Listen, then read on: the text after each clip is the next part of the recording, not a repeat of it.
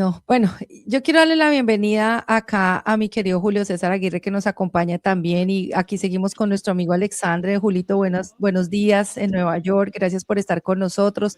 Pereirano, pues, aquí estamos con la querida psicóloga Janet que nos está contando cómo está la situación desde Pereira, ella que lo vivió en carne propia y gracias a Dios está hoy contándonos la historia, qué bendición de Dios.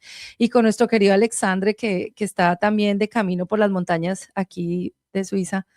Entonces te damos la bienvenida, gracias. Buenos días, Janet, ¿cómo estás? Alex, Tatiana y a todos los que nos escuchan. Hoy estoy en Miami, no en New York, estoy en Miami porque voy a Pereira, entonces el lunes, Dios mediante. Entonces ya alistándonos para encontrarnos con Janet. Ay, qué chévere. Qué buena noticia, qué linda noticia, qué dulce noticia. Excelente noticia. Mira la cara, Janet. Se le iluminó. Qué bacano, qué bacano, qué bacano. Pues mira, yo diría que como para ponerle un poquito de perspectiva a la situación, primero que todo, en esta gran tragedia creo que hay algo muy obvio y es la solidaridad que tenemos los colombianos con lo que está pasando a nuestros queridos conciudadanos. Creo que se ha movilizado algo, creo que sin precedente, la ayuda que hemos podido recolectar desde todas las partes del mundo. Personas como Janet que fueron y dejaron sus familias en otra ciudad y regresaron a seguir contribuyendo porque sabe lo que la necesita nuestro pueblo en este momento. Creo que de todas las tragedias que hay, pues obviamente la pérdida de vida siempre es la primera, ¿no? Porque pues la vida es el regalo más lindo que tenemos, pero creo que a Janet le toca lidiar con algo que es vital en estos momentos y es la salud mental. El trauma de una situación de estas, de un sismo tan fuerte y todo lo que, las consecuencias que eso trae, pues el daño que hace mental, el peso que carga todo el mundo en este momento, de la incertidumbre de no saber qué va a pasar, de cómo se reacciona. Y bueno, yo creo que por eso es vital de que como país por fin aprendamos de esto, que vivimos en una zona sísmica, que pasa cada 15, 20 años algo parecido, y espero que esta vez no solo reconstruimos una nueva ciudad, pero que sea una ciudad antisismo, perdón, que sea una ciudad moderna, que hagamos todos los planes de contingencia para que cuando pase algo así, la reacción sea inmediata. Colombia ya no se puede dar el lujo de esperar que los ciudadanos sean los que reaccionen. De nuevo, yo los llevo a las imágenes del primer día, uno viviendo pues en Estados Unidos, ustedes que viven en Europa, ver ese día que no habían ambulancias, que no habían bomberos, que no había policía, ver esas imágenes de los vecinos con sus manitos tratando de movilizar los escombros, a ver a quién encontraban y sí, llegó la ayuda al otro día o 2 días después, pero es que en una emergencia 1 hora es mucho, imagínate una noche entera. Me acuerdo videos cuando por fin me pude conectar con familiares y con amigos, me mostraban los videos cuando empezó a anochecer y la incertidumbre que tenían los pereiranos en ese momento de qué iba a suceder, no había luz, no había energía. Pues con Janet todos estábamos súper preocupados porque no podíamos contactarla y todos estábamos muy preocupados y te voy a decir la verdad, pues pensábamos lo peor. Entonces, esto no puede volver a suceder. Colombia tiene que modernizarse, tenemos que tener mínimo unos 10.000 personas, un personal de 10.000 personas que puedan en un momento de tragedia responder inmediatamente. Tenemos que reforzar nuestros cuerpos de bomberos, nuestros policías, los topos, o sea, tenemos que estar listos, pero el tiempo de que uno lleva al enfermo en una moto o en el carro privado de emergencias debe terminar. Colombia y especialmente Pereira y la zona cafetera tienen que tener una red de ambulancias, una red de emergencia como la tenemos en los otros países. Colombia no es tercer mundo, como dice la gente. No, Colombia tenemos dinero para lo que es importante. Entonces, concentrarnos con esta administración, con las administraciones locales, a dejar de gastar el dinero en cosas que no son importantes. Todo el mundo, por eso, mira, yo de mi abuela heredé algo extraño que es un peso que ando, y es que yo siempre que algo me palpita, algo que me desespera, siempre sucede y que tengo, pero me molestaba que el Congreso estaba hablando de dónde se iba a posesionar el presidente, que si íbamos a mover la capital para allí, para allá, de que estén haciendo otra Casa Blanca en Barranquilla. Y me molestaba era porque yo sabía que había que ponernos a trabajar, porque el hueco que nos iba a dejar esta administración no nos da tiempo para estar celebrando, para estar hablando de cosas que no son importantes. Y bueno, desafortunadamente pasó esto 3 días después de la posesión. Hubiera podido pasar ese viernes y nos coge a todos en Cali. Entonces, por eso Colombia no se puede dar el lujo de desenfocarnos. Como colombianos tenemos que estar muy enfocados porque tenemos que reconstruir un país entero, una nación, las instituciones. Tenemos que tomar esta oportunidad y ya sabemos cómo nos unimos. Hombre, pues si estamos unidos en esta tragedia, no sigamos desunidos después de la tragedia. No nos quitemos la vida, no nos amarguemos nuestras estancias. En este momento vimos lo que es importante y el país y todos los colombianos a través del mundo, la respuesta ha sido contundente, una solidaridad increíble. En este momento sobra comida, sobran recursos, pero lo que falta es organización, liderazgo. A una ciudad no se reconstruye solo con arroz o con leche, ¿no? Esas cosas son importantes, pero ahora tenemos que reconstruir nuestros hospitales, nuestras clínicas, a trabajar con nuestros profesionales de salud, que después de COVID nunca recibieron el apoyo necesario. Durante COVID los quemaban, imagínate, los insultaban, y después de COVID no se hizo nada. Igual que pasó en Pereira, mira, este terremoto fue muy fuerte, pero cuando uno mira los estudios geológicos y uno habla con los expertos, esto fue que cuando hubieron los otros terremotos no se hizo nada. Entonces en el del 95 y en el del 89 y en el del 98 dejó a Pereira extremadamente vulnerable. No se tomaron las medidas pertinentes y vino este y acabó con la ciudad. Porque obviamente fue fuerte, pero no suficiente porque lo puedes ver en otras partes del país. El epicentro fue el Chocó. Para que esto afecte a Pereira de esta manera, obviamente era porque las estructuras de Pereira ya estaban vulnerables. Pereira es una ciudad relativamente joven, pues considerando las otras como Santa Marta, Barranquilla, Cali, Bogotá, etcétera. Pero nuestras estructuras son del 80 y del 90. No sé, Jané, ¿cuándo fue la última vez que hicieron un edificio nuevo en Colombia, no? Hacen centros comerciales, pero digamos una torre, un edificio así no, Pinares de San Martín fue construido en los 80 y 90.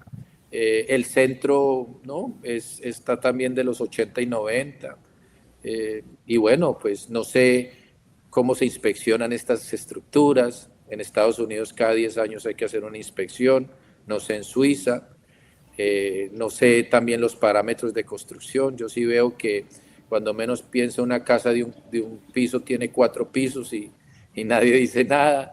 Y bueno, vienen estos momentos y no hay código, no hay sprinklers, no hay salidas de emergencia, no hay acceso a los handicaps, o sea, es muchas cosas que tenemos. Por eso a Abelardo y a su administración le tocó muy difícil, pero de nuevo, así como el ave Fénix nos vamos a levantar de esto y vamos a darlo, pero para que los demos cuenta que es nosotros, los colombianos, los ciudadanos. No podemos seguir esperando el gobierno, el Estado, las instituciones. Nosotros somos el gobierno, nosotros somos el Estado, nosotros somos las instituciones. Y bueno, darles mucha fortaleza, agradecerle a Janet y a todos los otros profesionales de la salud mental, bueno, que aquí estamos para apoyarlos en lo que necesiten. Qué bonito análisis el de Julio hoy.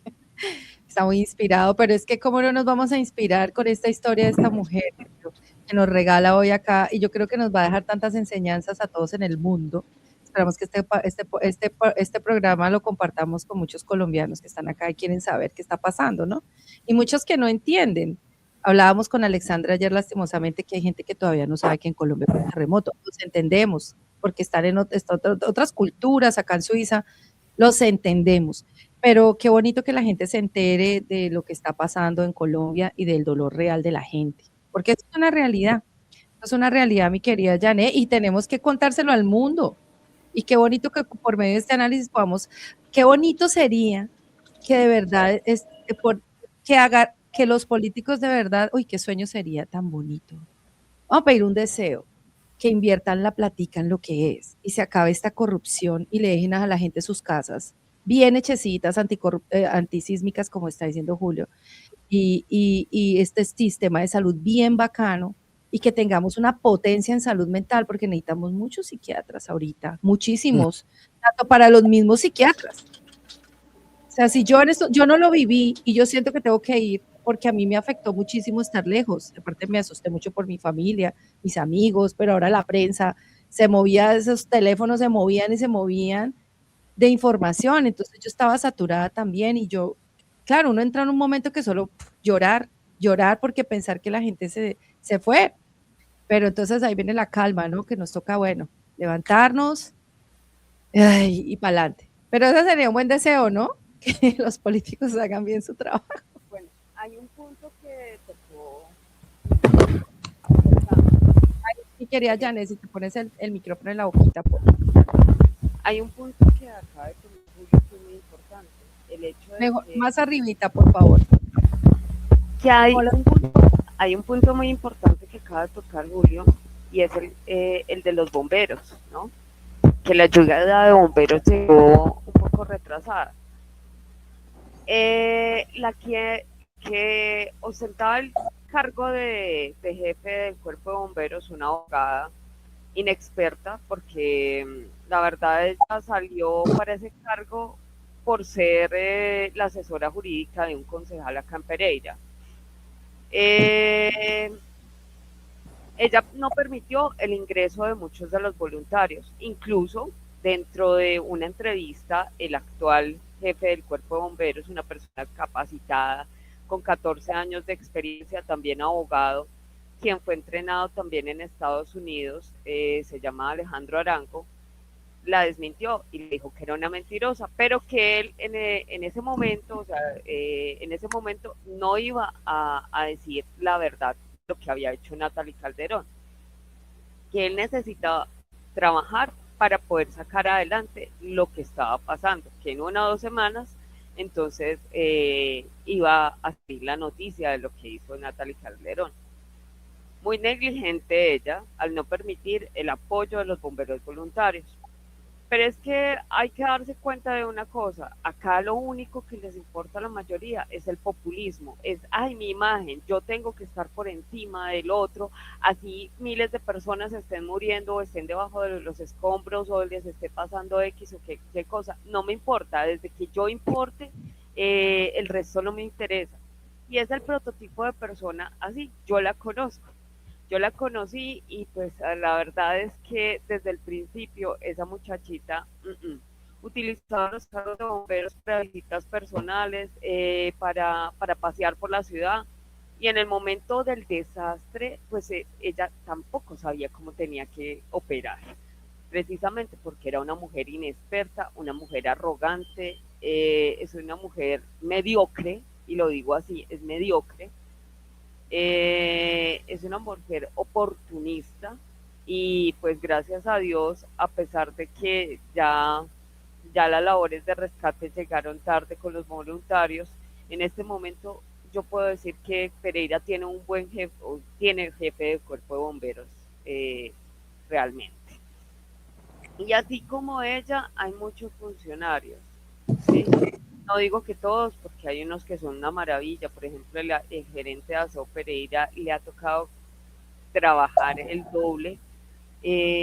Muchos secretarios lo mismo. El subsecretario de planeación, eh, per, hay una pérdida de una funcionaria que cayó en Pereira Plaza, en el centro comercial, falleció. El secretario Lastic, un tipo capacitado, un tipo muy inteligente. Está la secretaria de deportes que pues en este momento no está operando obviamente los deportes porque cómo van a operar, pero es una mujer súper estructurada, es muy buena. Y así sucesivamente, o sea, no todos son malos, pero hay unos que sí. Infraestructura, por ejemplo. Ella sí, ay Dios mío.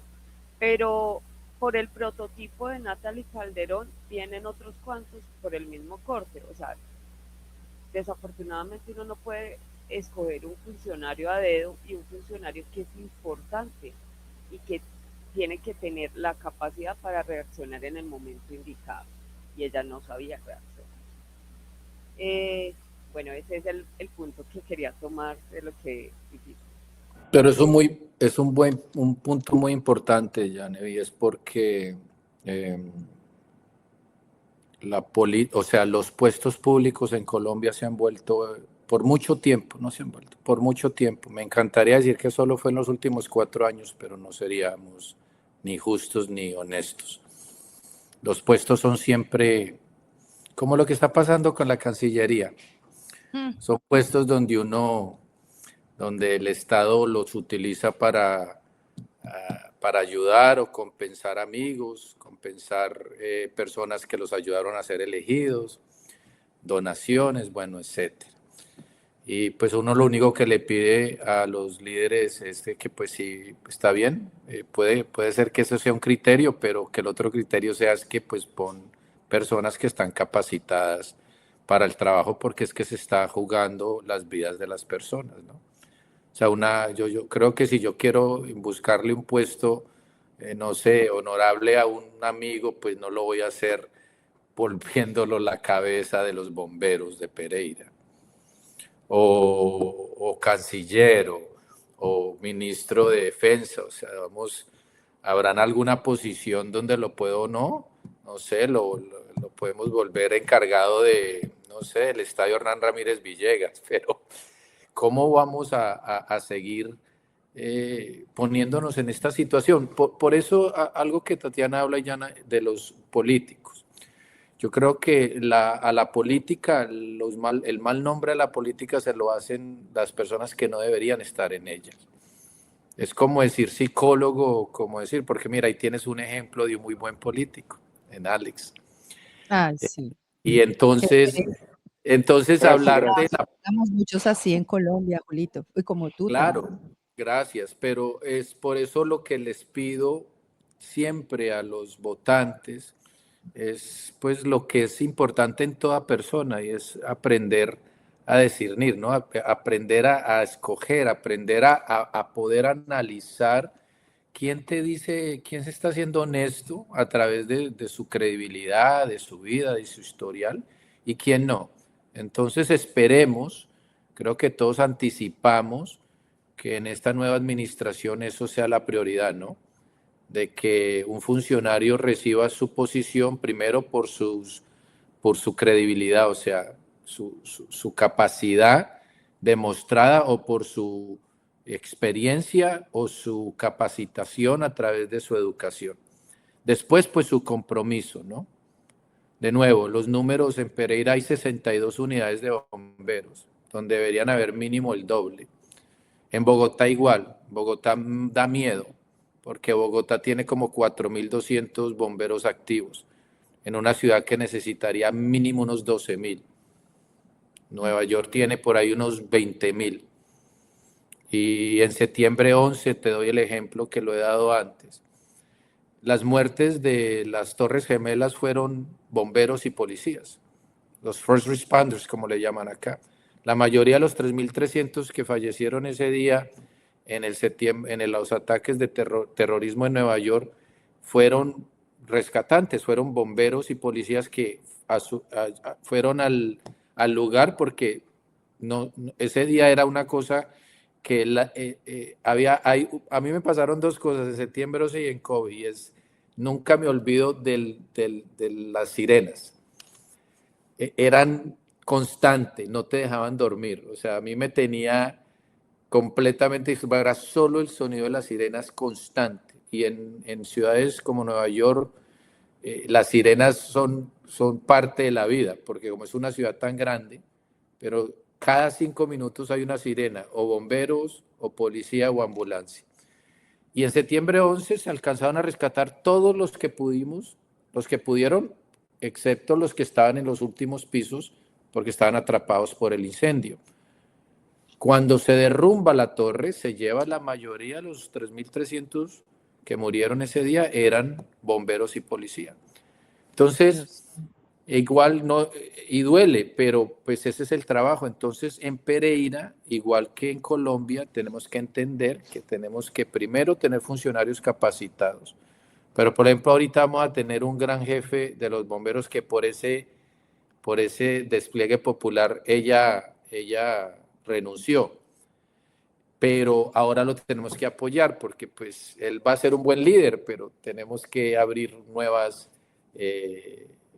frentes, tenemos que tener más unidades, tenemos que tener más equipos. Entonces, y creo que no va a haber la excusa porque el dinero está.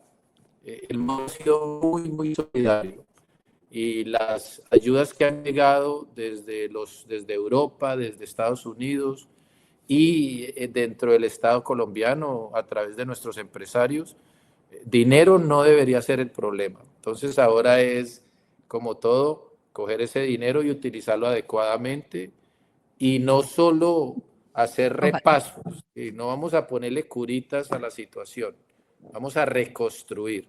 Yo llego el lunes, es primero a inspeccionar con mis propios ojos qué edificaciones se necesitan tumbar, porque yo ya conozco mi gente y no quiero que vuelva a suceder lo que pasó antes. Si hay que tumbar estructuras, es mejor hacerlo y construir las nuevas. También tenemos ¿qué vamos a hacer con los damnificados? No pueden seguir en carpas, o sea, ¿hasta cuándo? Tenemos que empezar a buscarles lugares permanentes, si no en Pereira, en las ciudades cercanas o en el mismo Bogotá. Tenemos que empezar ahora, ya se hizo lo que se pudo hacer a través del rescate, ya esa tarea terminó, desafortunadamente ya no podemos seguir buscando. Ahora toca lidiar con los escombros, ¿no? Creo que ya empezamos por la séptima, la octava, ya se empezó a llegar al centro de Pereira. Tenemos que recoger todos los escombros porque eso presenta un peligro a la ciudadanía. El aeropuerto abre, creo que este fin de semana, por eso viajo el lunes. Y bueno, ahora reconstruir la ciudad. Primero tenemos que ir a analizar con los ingenieros cómo están las estructuras, qué estructuras se quedan, cuáles no, y el paso a seguir. Pero sí me preocupa mucho, obviamente, el caso de las viviendas de los damnificados que no pueden seguir viviendo en carpas, porque eso se va a volver un problema de salud también terrible, porque pues todo lo que conviene tener tanta gente viviendo en un solo lugar y sin acueducto y sin neveras y sin, bueno, todo lo que se necesita para vivir tranquilo.